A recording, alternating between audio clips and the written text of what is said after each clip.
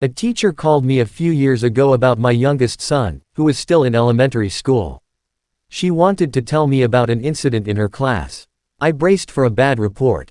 But then she said my son had raised his hand, said something funny and made the class laugh.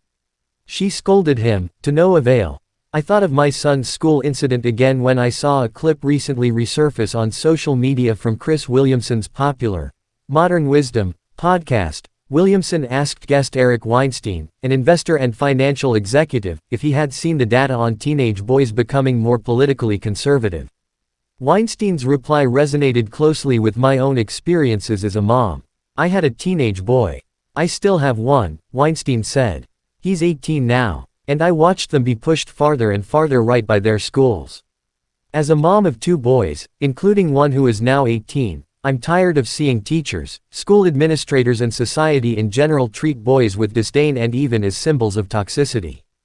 I've observed all kinds of people struggle with the energy, busyness and spirit of my boys. The war on boys minus and men minus has gone on for years.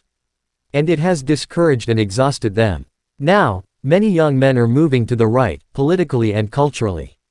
That's because, at least in part, conservatives accept young men for who they are. Is that it? I said, a bit flummoxed. I encouraged her to maintain order in the classroom as necessary, but also suggested she appreciate his humor and energy, especially as a coping skill. Before this incident, the teacher had insinuated that she thought my son had attention deficit hyperactivity disorder and needed medication because he was so active and spirited. I declined.